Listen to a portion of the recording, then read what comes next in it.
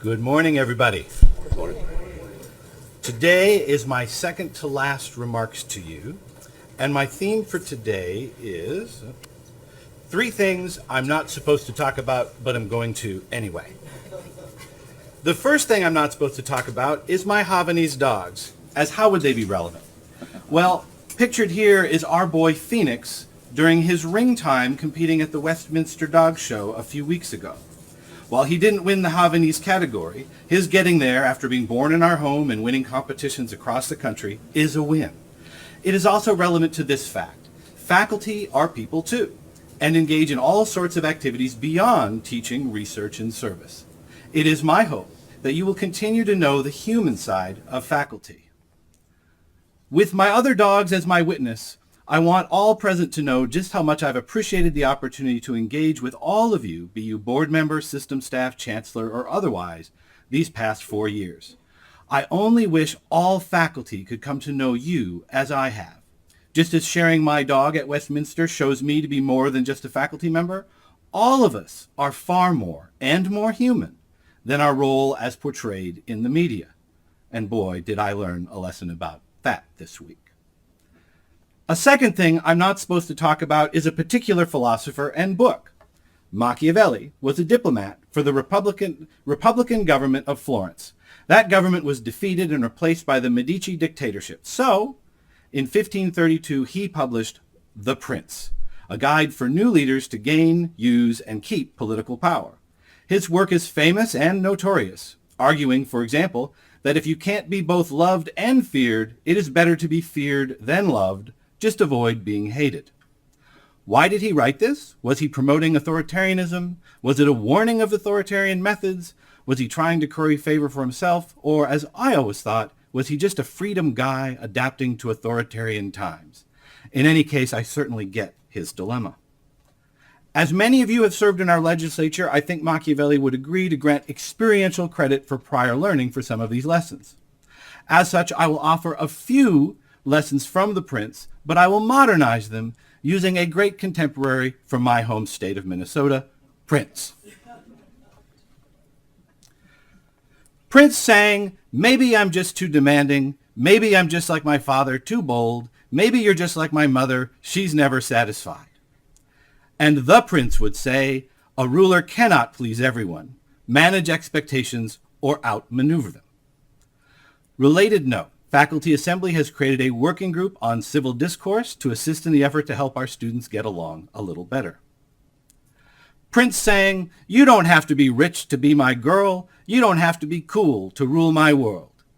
The Prince would say, "Power is sustained by capability, not wealth or status." Note, our system faculty and institutions reflect this by providing top quartile educations for bottom quartile tuition and fees.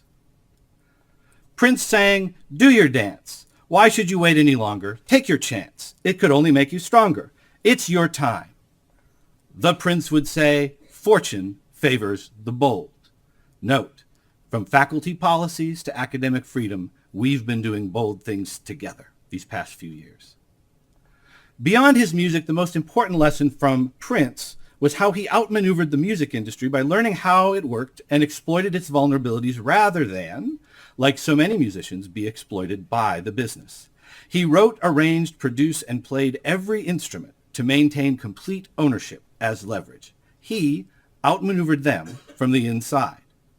To put Prince's lesson in the terms of the Prince, he who neglects what is done for what ought to be done sooner effects his ruin than his preservation. It is this lesson that has most instructed my 4 years in this role. Representing faculty, the temptation exists to come in and tell the system, board, and chancellors how it ought to be, or what you need to do is.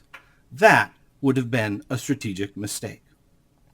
The point is that too many of us are focused on the ideal of what ought to be done, that we neglect the realities of how things actually work and what is possible, which causes our efforts to fail. On the road to success, too many of us, including faculty, get stuck at the intersection of being right and being ineffective. This is why, from my first remarks to this board 4 years ago, I have tried to guide our advisory efforts on the path consistent with your priorities so faculty could leverage opportunities and influence to be effective in shaping better policy outcomes. While some faculty might prefer to have a fight than win one, I believe we have shown how to get a win without a fight. I don't believe my grandfather ever read The Prince, but he did raise me with a lesson consistent with it about trains. He said, when a train is going to leave the station, you have three options. First, you can get on it and be part of its future. Second, you can refuse to board and be left behind. Third, you can try to stand in front of it at least once. As a practical matter, I found it best to get on the train, as it is easier to jump off later than to try to catch up or stop it after it leaves. In other words, getting on the train and working with the people, opportunities, and constraints we have is our assignment. This leads me to the primary topic of today, academic freedom.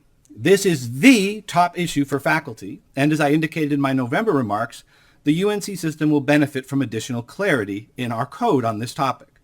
This is why Faculty Assembly leaned into the opportunity to provide a consensus definition for use in policy. We spent a year listening, consulting, writing, and revising with a final overwhelming vote in support last October. Since then, System Office has worked with provosts, students, lawyers, and the board to bring forward a policy that includes the work of Faculty Assembly, and also sections from others. I must note for the record that while there was a faculty consensus in our work defining what academic freedom is, there is not faculty consensus on the additions describing what academic freedom is not. As is often the case, a lot will depend upon the implementation. Yet, this has been a bold project, challenging and worthy, that places a clear stake in the ground nationally. It clarifies freedoms and responsibilities for faculty, students, and administrators. It will serve as a model for other states.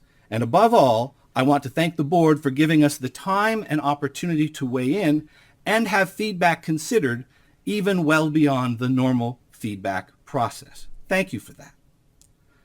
This leads me to a third thing I'm not supposed to talk about, shared governance.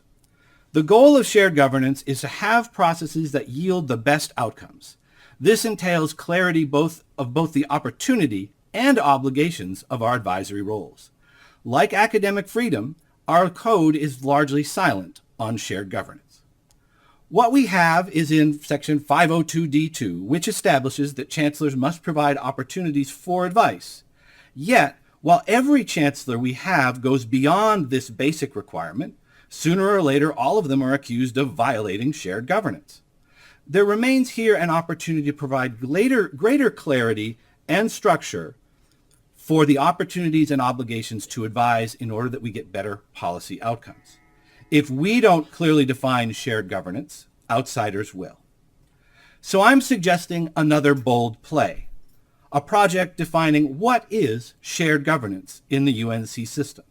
While I do not have the time to finish that project, if the coach calls the play, I'll hike the ball and Chair-elect Toby will bring it home for you.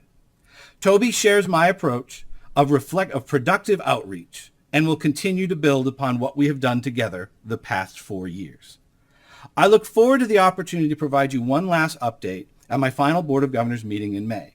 Then, we're going to party like it's 1999. This concludes my remarks.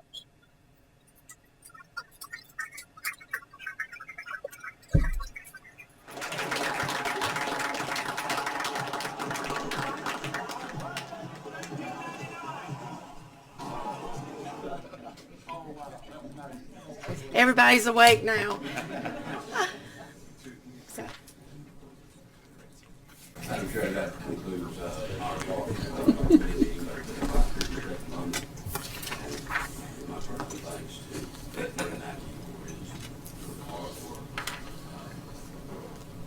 guiding this policy discussion and resulting in what we're talking about later today. I know he didn't do it alone, but anyone who knows Wade Mackey and has spent any time with him knows that he's not only well-informed and educated and entertaining, but he's a very fair-minded person who, from my viewpoint and my relationship with him, looks really hard at all sides, doesn't push any one side, but strive to reach an agreement that is acceptable to all. and I think he's come very close. I know not everyone's 100% satisfied with what we have, myself included, but I'm satisfied with the work that was done to get us where we are. So I thank Mr. Mackey. Thank you, sir. Thank you. Thank you for the life lessons. I'll now call